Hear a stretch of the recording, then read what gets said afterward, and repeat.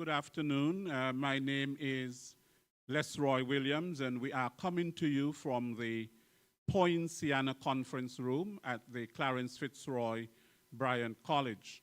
Today we will be having a discussion on applications, orientation, admissions, their processes and procedures at the Clarence Fitzroy Bryant College.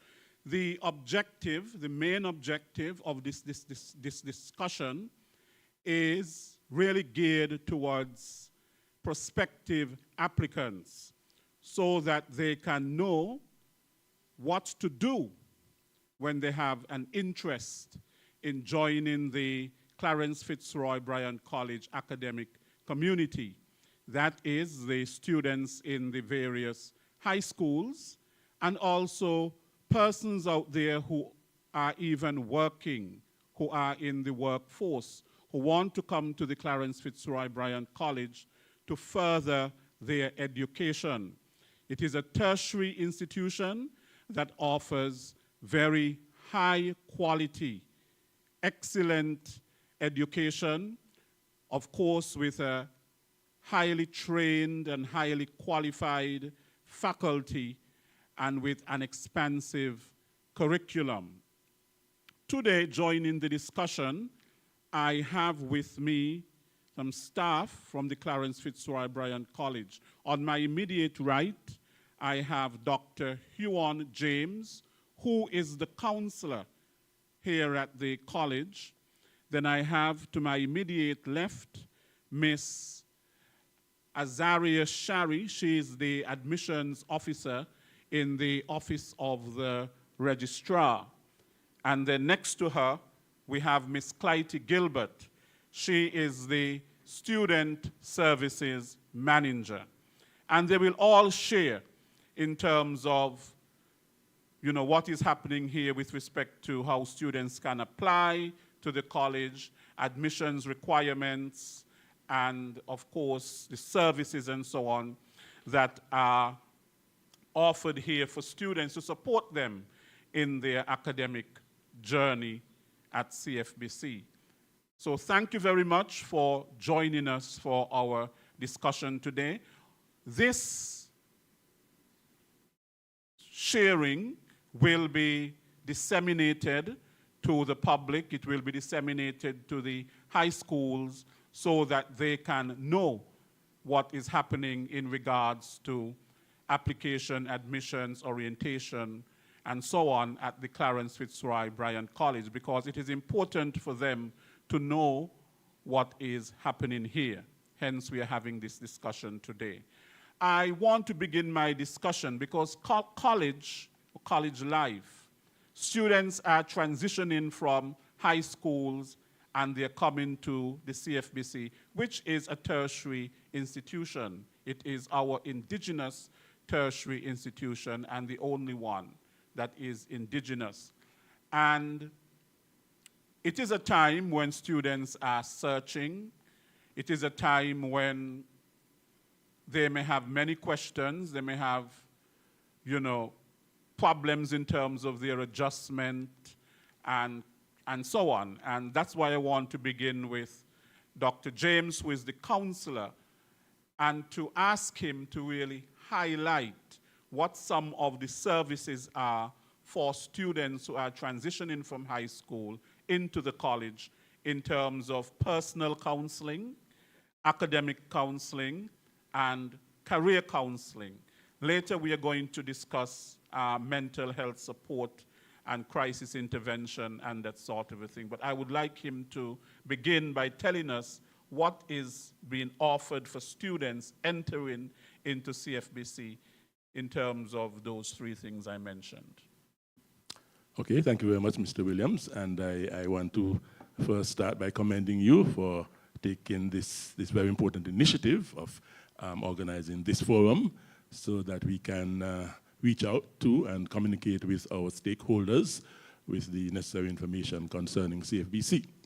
So yes, as you mentioned, I am the CFBC counselor, and that means that I look out for the needs of the psychological and emotional needs of all of our students and of all those who would want to be students here at the college. Now, of course, you know that we try to pay attention to all of the feeder schools, which are the 6 high schools on St. Kitts and the 2 on Nevis, as well as the other private high schools from where our students would come. And so we try to keep in touch with them. I personally, from my office, from the counseling office, I usually try to keep in touch with the guidance counselors from the various high schools and with the schools in general so that we can get a better understanding of what is happening out there in the high schools. Also, from time to time, we are invited by the various high schools to come in and speak with the students. Particularly, we would go and speak with the second formers. That's something that we do generally when they're preparing to choose their subjects for third form. And we would give them the necessary guidance as to how to go, certain things that they need to consider as they choose their subjects for third form, going into fourth and fifth, and preparing for CFBC. So that's one of the things that we do, the second formers. Also, we also reach out to the schools would also reach out to us to come and speak to their fifth formers as well. So because those are the ones who would be immediately be thinking about coming to CFBC. And we have done quite a bit of that.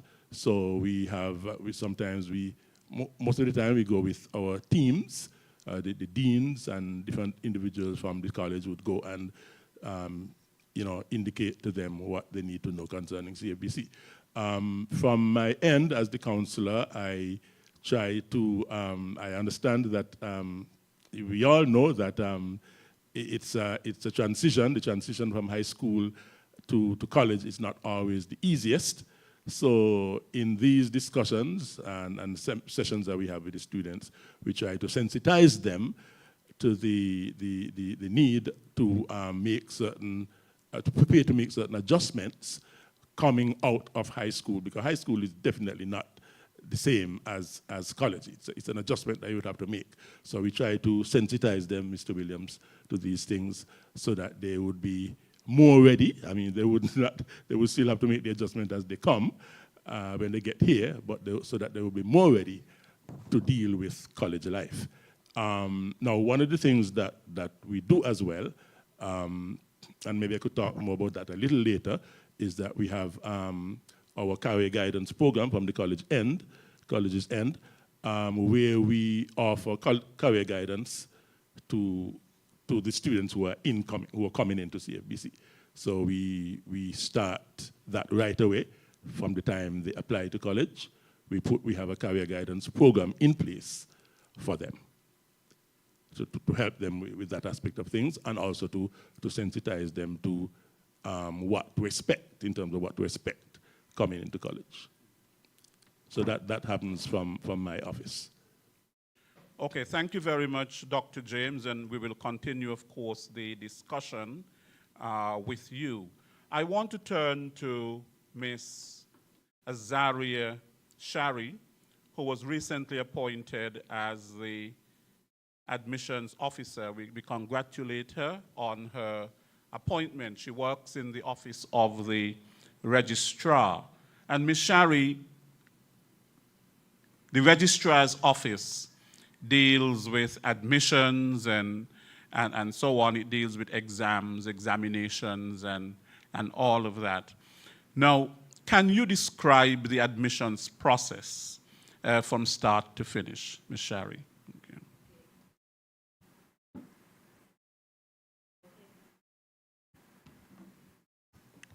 Okay, so thank you for the introduction and for having me here. Okay, so the process is straightforward. Firstly, you apply online, then you submit your supporting documents, and then you make payments. So I will go a bit into depth as to how to go about applying online. So you'll visit our website, cfbc.edu.kn. You'll look for the link which leads you to the online application. So you click apply now, After which you can bring in the supporting documents to the Office of the Registrar. You'll bring your original documents along with a copy of the original documents so we can do the verification for you. But however, we have an online process as well where you can submit your supporting documents through our email, which is admissions@cfbc.edu.kn. However, these documents must be certified and scanned before submission, after which you proceed to pay. Simple. Okay, Ms. Shari, who can certify documents? Who is authorized to certify the documents? That's a great question. That's a question we normally have. You can either go to Ministry of Education, a notary public, a lawyer. Anyone who can certify legal documents, you can get them certified by them. Okay, Ms. Gilbert, of course, you are the manager for the Student Services Department here at the colleges, and students need to know that they are supported by the services at a college. So I would ask you, Ms. Gilbert, what are some of the services here at the college in terms of, campus life? What is campus life like? What sort of clubs and organizations can students join? How they can get involved in campus events? Right, so we'll start with that. Thank you very much, Mr. Williams. Thank you very much, Mr. Williams. So student services here at CFBC, what we do, our aim is basically to make our students as comfortable as possible when they come to the institution.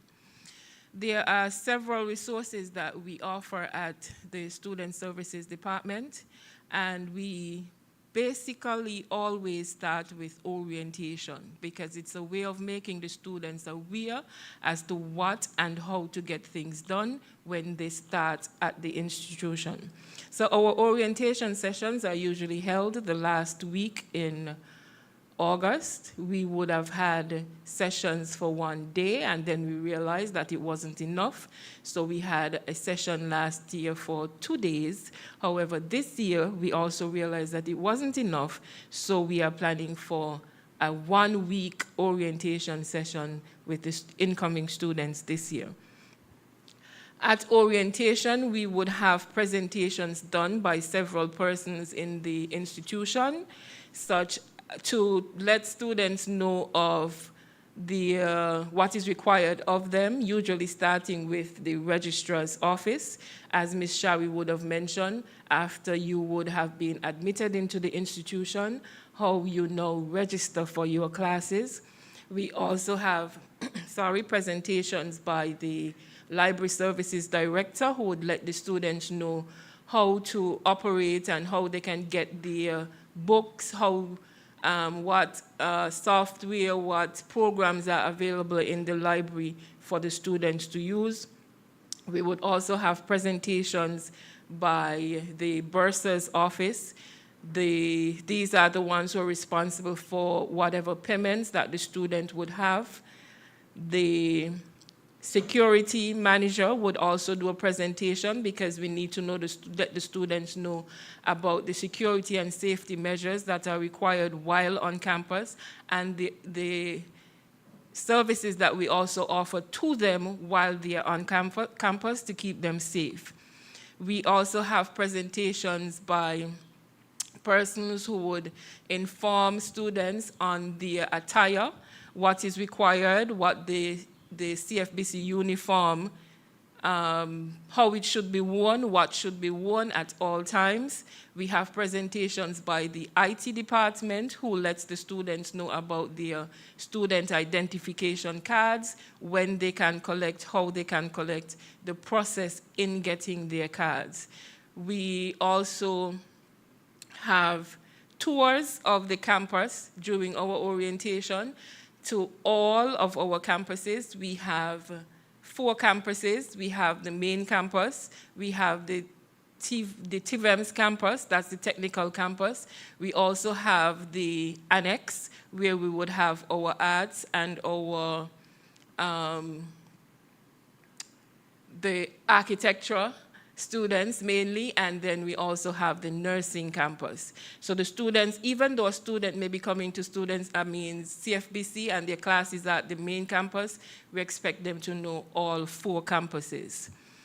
Once the tours are over on orientation, we then have sessions with the students where we would introduce them to the different clubs, and the club members would do their recruitment as to including them into being a part of or becoming a member of their clubs. Some of the clubs that we have here at CFBC are the CFBC History and Heritage Club, the CFBC Bulls Track and Field Club, the Literary and Debating Society. We also have the CFBC Bulls Football Club, and I want to express that we are the winners for the past 2 years, and we are going to keep that championship. We also have the CFBC Bulls Netball Club. We did not win in that last tournament, but we became second. Second is as close to as winning, so we are looking for winning this year. We also have the CFBC Bulls Volleyball Club, and we would have just had a competition between the CFBC Volleyball Club and the Ross Volleyball Club. We lost the tournament, but we know what we have to do next time around for this competition. Right, thank you very much, Ms. Gilbert. And as we can see, there are several services and extracurricular activities that students can get involved in while they are at CFBC. So while, yes, CFBC is an academic institution, we pride ourselves on students being well-rounded in all areas, in sports and in academics, and you know, because it's a time when they are exploring and they are growing, and we want to have graduating from this institution well-rounded students. I'm going to turn back to Dr. James, because as I began by saying, college can be a tumultuous time. And to speak a little bit about mental health support, for students coming to the college, they have to learn to balance their time management and study skills and set their academic goals and so on. It's a bit different to when they're in a high school. They're there from morning until when school dismisses in the afternoon, come into the college, then they may have one class at 10 o'clock, and then they don't have another class until 2 o'clock and so on. So how do they manage this,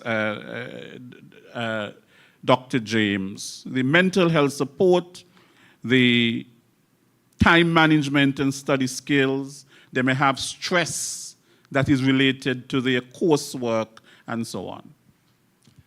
Definitely, that's a very good question. So we try to help them as best we can from my office, from the counseling office, to manage those things that you mentioned. But before I get deeply into that part, I just want to follow up a little bit from something that Miss Gilbert mentioned about orientation, because I did mention before about the career guidance that we offer. So in addition to the orientation activities, we also have a program from my office, we call it the pre-orientation career guidance program, right? Where once the students have been accepted, once the students have applied, you know, application period have come to an end and so on, we know all who have applied, we reach out to them, we send out emails, and we invite them to a special meeting, online session, where we would give them tips on career guidance to help them to make sure that they are choosing the right programs. That's a critical part of what the meeting is all about.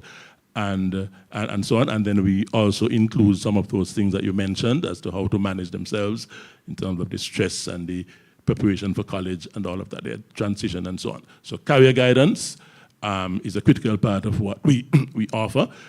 So it's not just a meeting, but we also have some follow-up activities to that as well.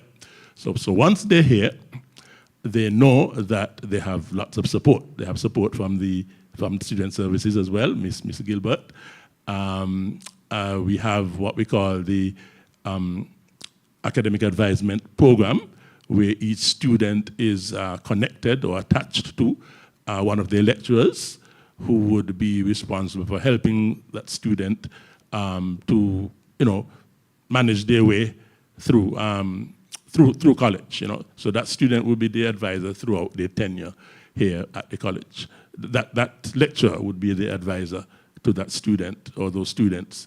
Each lecturer would have a list of students to deal with in that way. So we do that, as well as from my office, the counseling office, we offer psychological support, whatever the area of need is for the students. They can either be referred to me by a lecturer or by the dean, someone in authority, or I'm always in contact with the students, because from the time we start those pre-orientation activities, we already have made contact with them, so they know who I am. They know that they can reach out to me at any point in time. In fact, from the time we start to have those online sessions, career sessions, I usually, during August, September period, I usually get a lot of questions, a lot of phone calls, messages, emails, inquiring about all kinds of different things, and that's where the support begins. And so you would find that some of them would need to also come in to see me in my office, and we deal with all of the issues there. So it's between counseling, the career guidance, and the academic advisement, which is carried out by the lecturers. That, as well as the student services office will give special kind of support there. So we work together, work very closely together to ensure that the students feel comfortable. I try to get them to understand that it's important for them to set goals for themselves. That's one of the things that I emphasize, to get them to understand that they have special abilities. They are very useful. They're coming here to advance themselves academically, and so we are here to support them the best we can as they make those positive choices moving forward for themselves personally and career-wise. So we try our very best, and I think we're doing a good job so far. Okay, Dr. James, because mental health is extremely important, especially when people are studying and they need all the mental support that they can get. Some people are stronger than others in terms of dealing with stress and anxiety, exam pressure, and adjusting to the college community. So what wellness programs, are there wellness programs at the college that, probably not on a one-on-one, not everybody will come to you on a one-on-one basis. There might be some people who are struggling, who have problems, and somehow they are afraid for the one-on-one relationship. How would you encourage them? I think sometimes there might be issues of thinking in terms of confidentiality, and sometimes there are some people, they want to benefit from the wellness program at the college, but who will not come to the counselor. Are there sessions that are put on to help people to participate in these wellness programs who may not want to come on a one-on-one basis? Well, we did have some activities like that a few years ago. I think I would say that the COVID, the pandemic kind of stalled that pattern. We had what we call the challenge and fulfillment professional forum where we had professionals, individuals from the community come in and speak on different issues of relevance and important to the students and to the community in general. We had quite a few of those. We don't have them now because we've streamlined that program somewhat, so we have it in a kind of different way. But as well, students are encouraged to come in. They're made to understand that they do not have to come just one person at a time. We accommodate groups. We do not just individual counseling, but we also do group counseling. So we encourage that. And so you would have, we have had, quite a bit of that as well. If you feel like you don't want to come alone, it's not a problem. You can bring your friend, you can bring a group of individuals, and you can come and deal with issues like that. So we do have that kind of approach. So it's fine. Okay, Dr. James, thank you very much. Now, Ms. Shari, I know that you adequately described the admissions process from start to finish. It starts with, of course, the student applying to the college, and you outlined how they can apply to the college. But there are some very common mistakes that applicants make during the application and admissions process. Do you care to outline what some of these mistakes are that you have encountered? Okay, so firstly, applicants tend to pay the application fee before they do the online application and submit their supporting documents. We encourage the applicants to apply online and then submit their supporting documents and then make the payments. Also, we tend to get a lot of uncertified documents through the emails.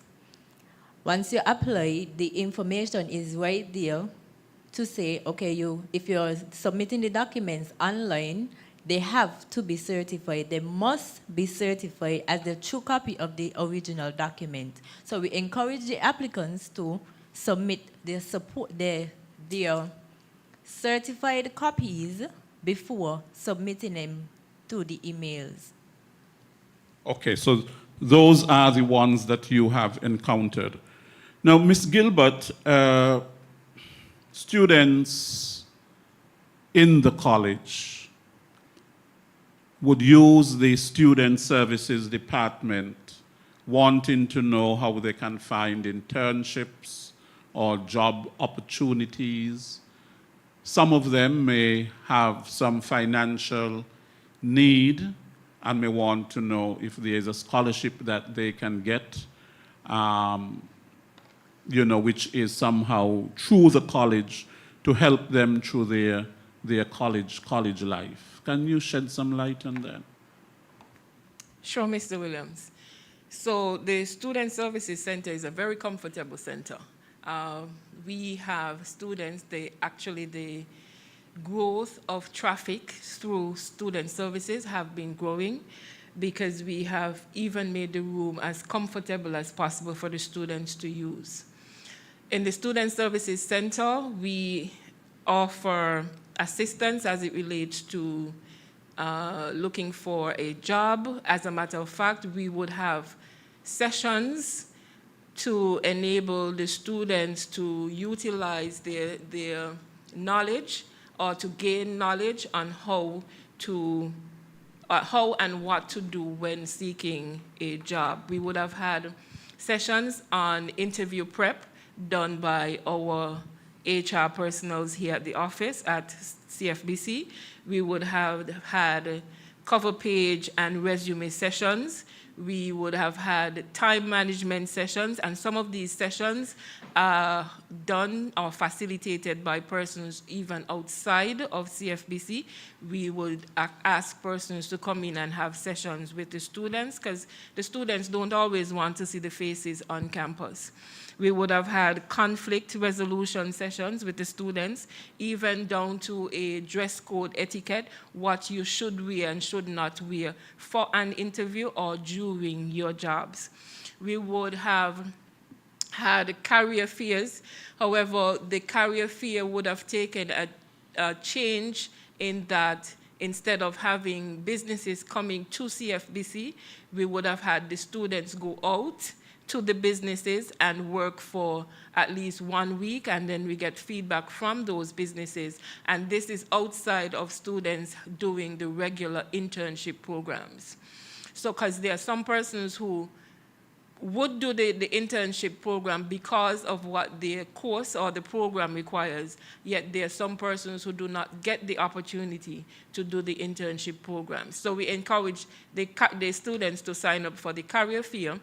The open day we would also do for students, but with the open day, what we do is that we would have the students now from the different schools come into CFBC, and they would get an opportunity as well. Dr. James would have mentioned before, they would get an opportunity to see what it is that we are offering here at CFBC.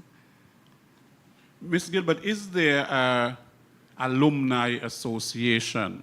Because I know at universities, colleges, tertiary institutions, there is an alumni association where people can join, they can have discussions, and they can also think about giving back to the institution. Is there an alumni association, or is that something being considered?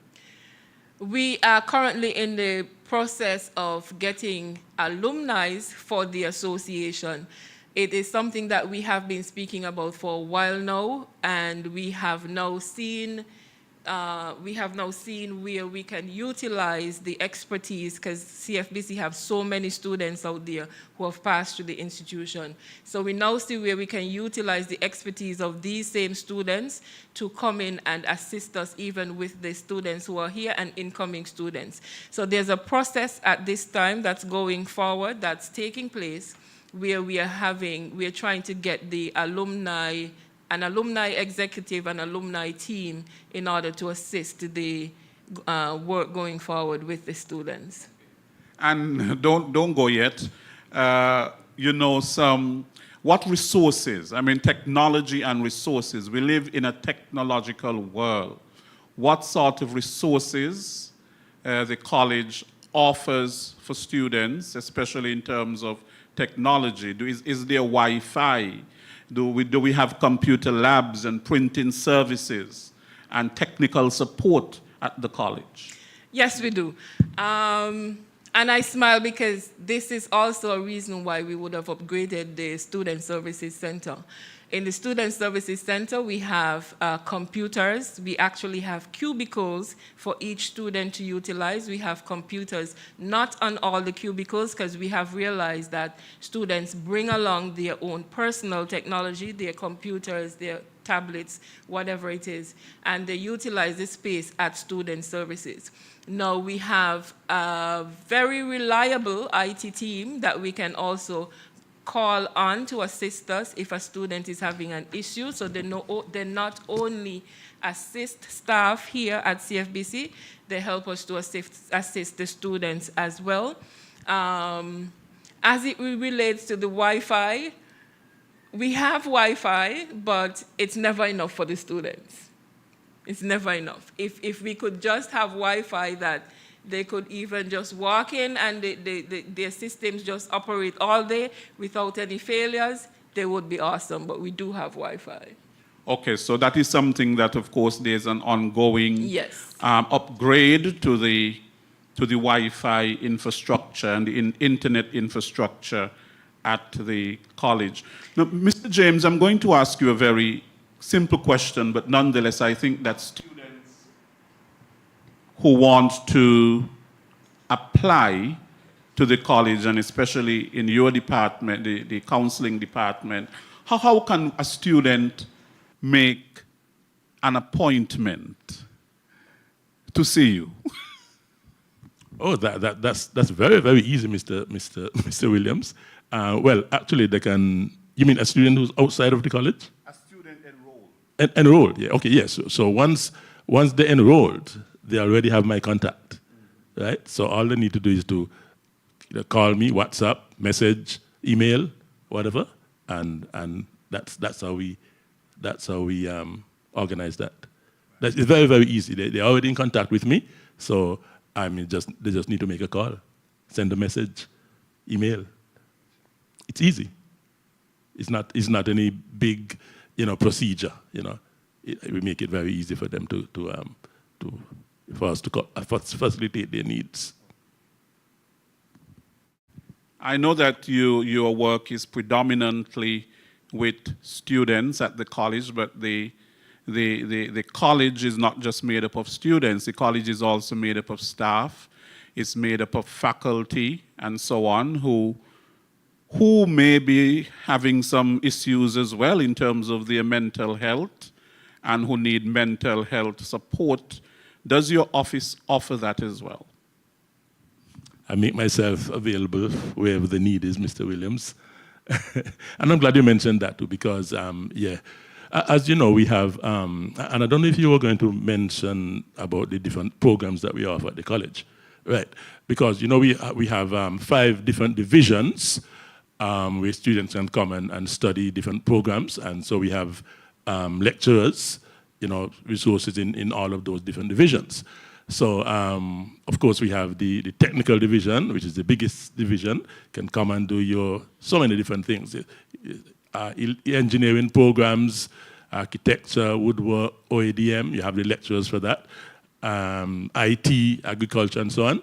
So part of my role is to give support to the lecturers and staff in general at CFBC. You have the ASGS programs, you have the business programs, where you can do either economics, accounts, entrepreneurship. You have the science programs, natural science, IT, math, environmental science. And you have the humanities, where you can come and do your modern languages, or your history, your performing arts, your sociology, your law, and so on and so on. And you have different lecturers who facilitate these programs. And so I make it a point of duty to interact with all of these lecturers. And these lecturers, just like the students do, all of them have needs. And then we also have the nursing program. We have the BSN, a 4-year nursing program. You have this nursing assistant, and you have the midwifery. And then you have the adult and continuing education as well, where other persons can come in and you can do your CSEC or CAPE subjects or other short courses. And so we have lecturers in place to deal with all of these programs. And part of my responsibility is to accommodate and facilitate the needs of not just the students, but also the lecturers themselves. So I try my best to be there for everybody. Okay, in terms of referral services, because sometimes you may have to refer students. Yes, well, we collaborate with the different resources in the community, and so we know if we need to refer, we know where we have to go. The gender affairs, hospital, if needs be, other community based psychological services and so on. Yeah, we utilize their services whenever there is a need. Yeah. And thank you for mentioning that the college has 5 divisions, and I will put you on notice that coming up very shortly, we are going to be looking at these 5 divisions and what these divisions offer. So we are going to be having a discussion in the not too distant future on the course offerings of each division, and we will have with us the deans of the respective divisions who will share with you what is expected and the course offerings that the college has. Ms. Shari, I'm back to you. Do students have to pay an application fee to the college? Of course they do. Yes, they do. There is an application fee of $35 for the early application, which is from April 1st, which was yesterday, so you can start applying, to July 31st. After which, from August 1st, there will be a $50 fee added to the $35, which will make it $85 for late applications. And note, it is non-refundable. It's non-refundable. Ms. Gilbert, the students are always seeking for scholarships. Not everyone has the money to afford tertiary education. I'm going to speak about tertiary education. I'm talking about furthering their education at a university and so on. Are there any scholarships available or that are made known to students that they can apply for? Okay, at this present moment, there are no scholarships available at CFBC for university studies. However, for local studies, we would have had two scholarships from two different entities. We would have had the Taiwanese scholarship for the students. We had 45 students who received scholarships from the Taiwanese, and then we would have had 14 students who would have received scholarships from the Ross University. Right, and do you invite the various universities to come to the college to speak in terms of what programs they have that students may be interested in and what scholarship opportunities there are at these universities? At this present moment, we don't. What happens is that the institutions would invite or ask us to send those. They are the ones who usually get in touch with us as it relates to the scholarships. However, what we are planning to do from this year is to basically have the universities come in and do their offerings to the students, especially our second-year students. Okay, Ms. Shari, you again. The requirements, because some students are inquiring in terms of what are the requirements for general admission to the college. And they are inquiring what are specific requirements for specific programs. Okay, so the requirements vary by division and programs, and we encourage the applicants to visit our website for more information on that. Okay, so the information is on the Yes. website in terms of what the specific requirements are and what the general requirements are. Correct. To enter into the college. Right. And if students do not meet those specific requirements, they are deferred. Well, we have our ACE division, Adult and Continuing Education, where we offer CSEC subjects for persons who do not have the general entry requirements to obtain the subjects through that division, and then they can transfer to do the original program they would have liked to do. Okay, very good. So the students are communicated to, those who Correct. apply, who don't have the requirements, and they are told what they must do to Yes. get the requirements. So at least all hope is not lost. Right, and So we the do college offer- still maintains a relationship with them, and they Correct. can maintain a relationship with the college. Yes, and we do offer, if they are eligible for a different program, we also encourage them to do that program if they would like to. Yes.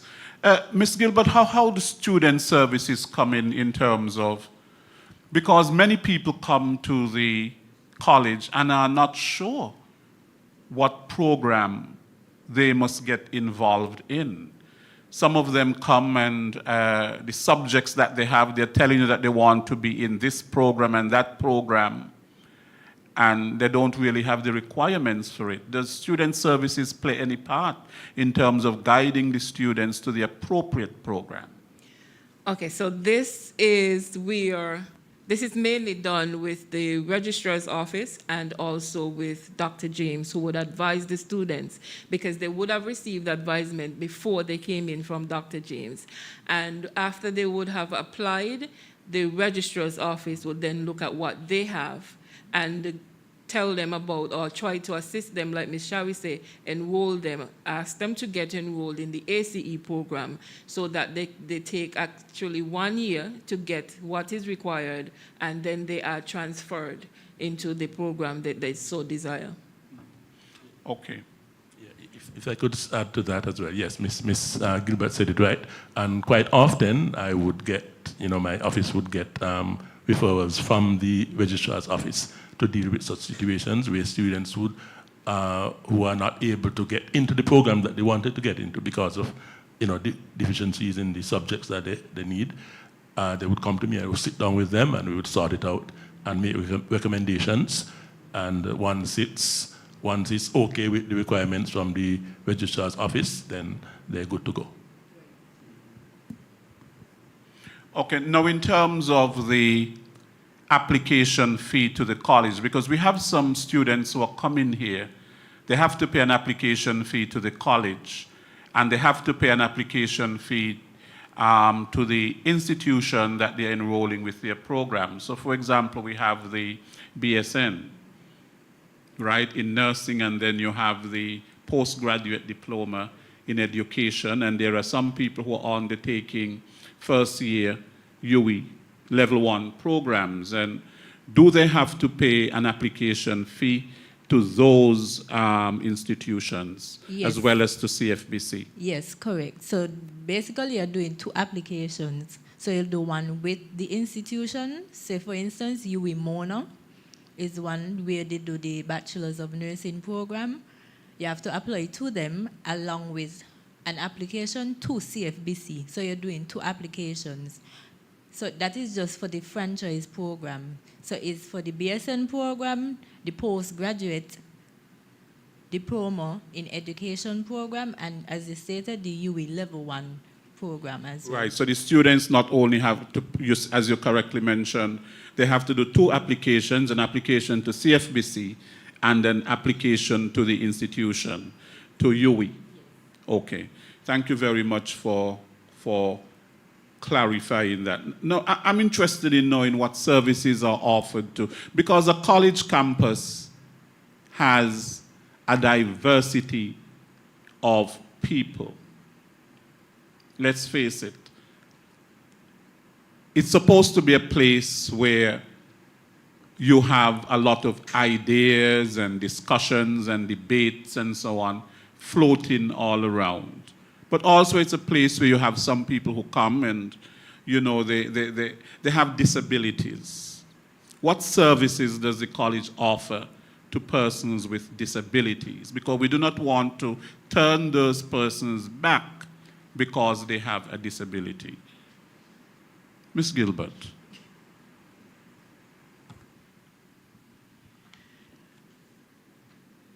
Once a student is already accepted at CFBC, what we do in student services, again, we try to make the student as comfortable as possible. Now, we would have realized the disability prior to the student coming into CFBC. So what we do is that we work towards accommodating that student to make that student as comfortable as possible, whether it means that we have to rearrange our steps and build a ramp, or we have to keep the classes at the floor level so that the students can attend. Whatever it takes for the students to be comfortable, that's what we do, but we are aware, or we should be aware of the disabilities prior to the student coming to CFBC. Okay. May I? Okay. So a part of the application, it has a section where it asks for your disabilities, and you can list it right there. You can also call the office of the registrar and just inform us of the disabilities as well. Yes, and I would just say that I can say that our staff and even the students are very sensitive to these issues, and so that even in cases where we may not be at the level of adequacy in terms of accommodation for disability, our staff, Ms. Gilbert mentioned, tries to be very accommodating, but not just the staff, but the students themselves. I do observe that they really, go all out to ensure that these persons who have ability are taken good care of. Yes, so, and that is very true. The correct attitude is there in relation to students with abilities, but the correct attitude has to correlate with the adequate accommodations and building structure and so on, and that is where the college really needs to go in terms of having the adequate infrastructure for students with disabilities. That is where all institutions, not just the college, but here in St. Kitts and Nevis, we have to build ramps and so on. It pains my heart. I have seen, and this is many years ago when I first started to lecture here, one mother carrying her child on her back, and recently we saw something like that again, taking them up to the stairs and to classes and so on. And the staff is very helpful with that, and the students are very helpful. So they recognize that it's a caring community, but yet we need to put the infrastructure in place to make that much easier. Dr. James, I am back to you in terms of the mental health issues, because we have a problem. We have a problem in our society in terms of drug abuse and alcohol. And our students are not exempt from the drug abuse and alcohol. I think it's a major problem that we are encountering in our society. So the students are just a microcosm of the society in which they live. How are we addressing those issues at the college? What rules are in place in terms of substance abuse use on campus? Is it permitted? Is it allowed? Alcohol and marijuana and so on. What is allowed on campus? Well, what I can say is a no tolerance approach towards these things, use and abuse of these illegal, substances, So that is definitely so. But in addition to that, we try to sensitize the students and everyone to the need to take good care of themselves, understand themselves, know their worth and their value, and be able to make good, positive choices in life. And that's the key. You have to understand, at least I do a lot of that from my end as from the counseling office. They've come here with goals set that they want to achieve. They are shown that they are useful to society. So they are worthwhile, they have something to contribute.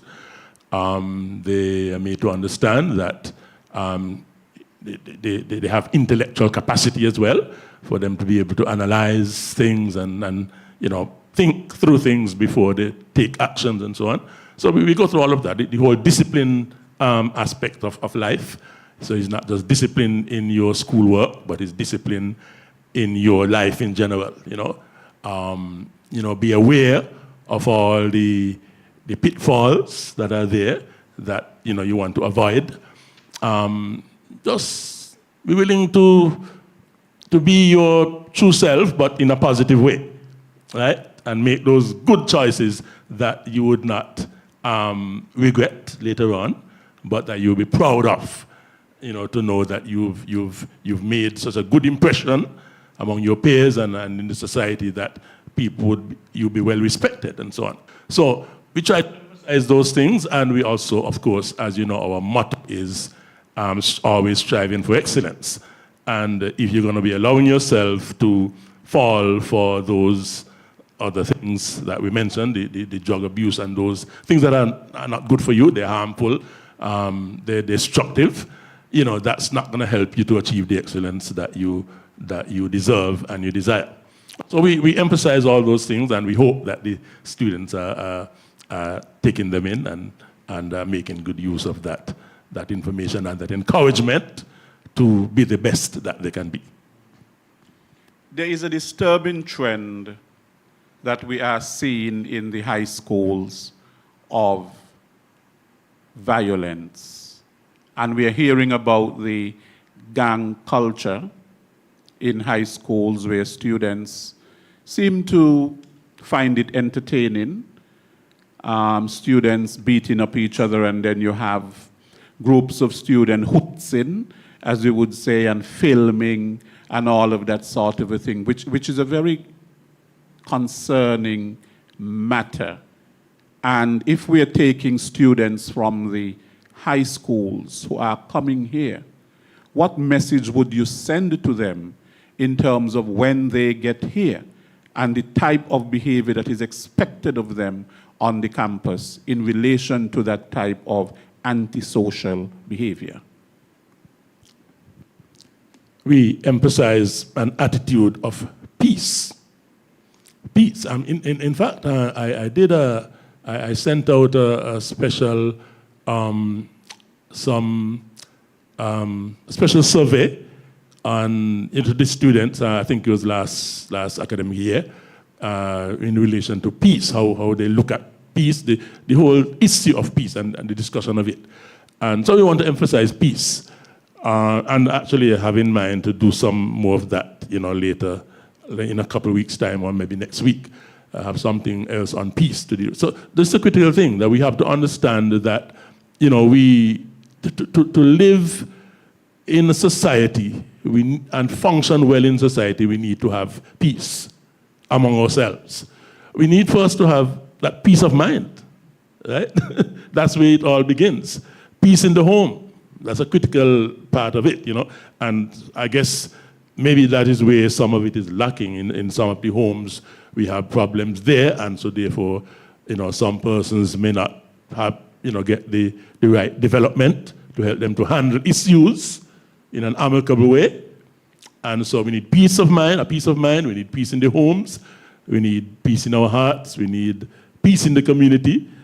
We should be emphasizing, and we are emphasizing peace all the way through. That's critical.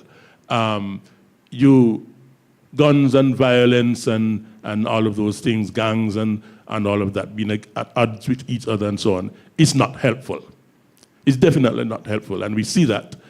I mean, it should be obvious to everyone, but sometimes, you know, the mind takes us in certain directions, and we are not able to control the mind the way we should. And so we try to emphasize that's where I say the discipline and the self-control comes in, the awareness, the values that you have, and the choices that you make. Okay, all those are critical. And that would help us to promote peace and maintain peace, not just wherever you are, in the home, in the community, when you come to college, wherever you are. Peace is what we emphasize. And we hope that the message is, you know, is sinking in in all the minds of those who are listening. Ms. Gilbert, I know that you mentioned a number of clubs that the students can join when they get here to the college. What is being offered for them in terms of the arts? What clubs can they join for the arts? Okay, so those are just some of the clubs that we have active currently. What we do is that we encourage students when they come in, if there's a club or if there's a group that you're not comfortable with, if there's a group that you want to be a part of and you're willing to start this group, we encourage you to start the group as well. For example, we would have had some musicians who would have come into CFBC, and there was no club per se for such a group. We would have had some video camera guys, the media. because everything now has to be on the media, and they love the media. We did not have a club for that.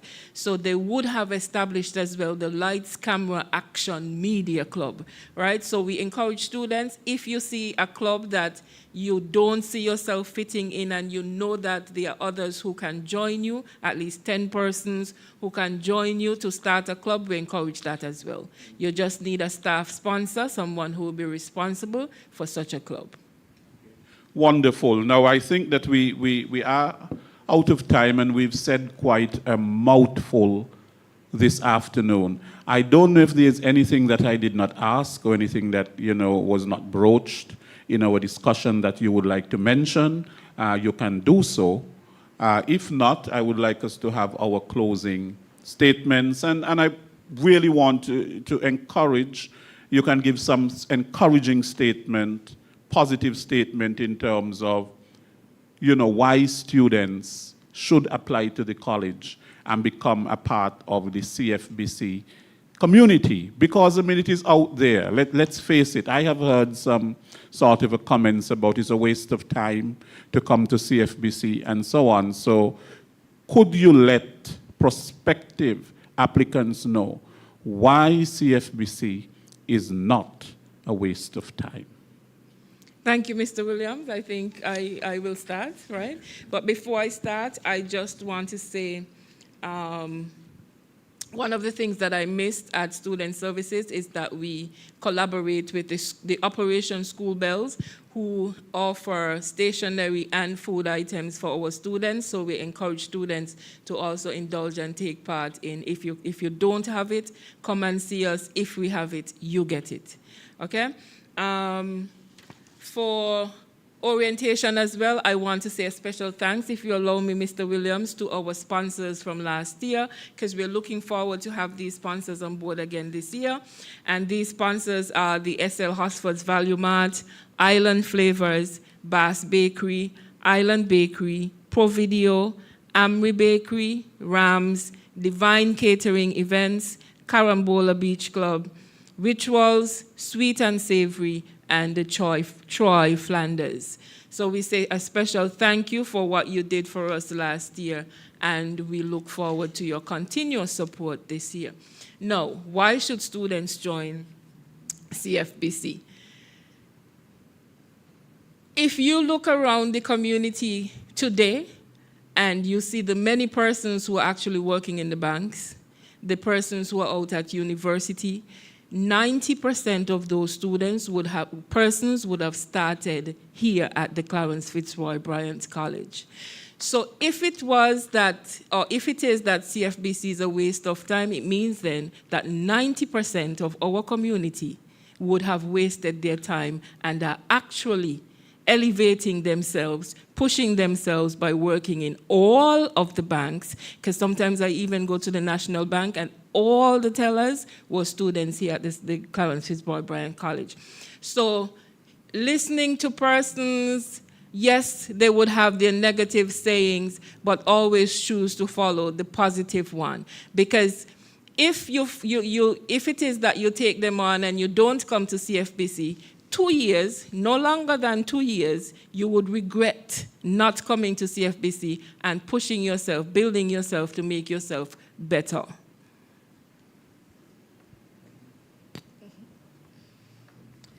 I too would like to add to what Ms. Gilbert said.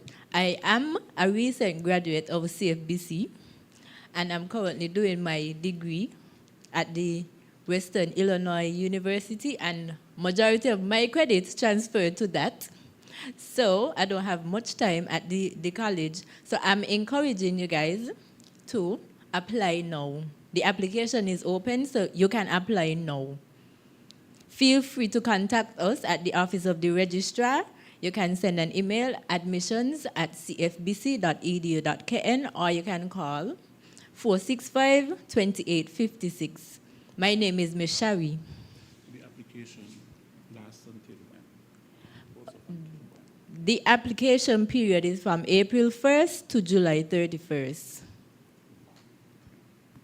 Yes, many graduates from CFBC are placed in prominent positions, not just here in the Federation of St. Kitts and Nevis, but around the world. And so there's a value, great value in coming to CFBC. And I just want to end by saying that the programs we offer here are not just for those who are in St. Kitts and Nevis, but also those persons outside of the Caribbean who want to, you can come and benefit from some of our programs as well. It's a nursing program, hospitality, and different things, engineering programs, all of those. Not just for the Federation, but we welcome persons from anywhere in the region, around the world. Come and you will be satisfied with what you get, and you will be part of our motto, which says, always striving for excellence. Come and you'll be satisfied when you've done your best. Okay, if I may, Mr. Williams, as well, I just want to say that the CFBC would be having an awareness session where we'll be going out at the end of this month. On the 23rd of April, we'll be in the west side. The location is to be confirmed, but we'll be in the west side from 5 to 7. On the 24th, we'll be in the east side, where we'll be targeting the parents of the second farmers, because we're still looking for assisting the students in becoming prominent persons in the community, and so that they don't have to come without the necessary requirements. We are going to them to let them know what the requirements are before they choose their subjects.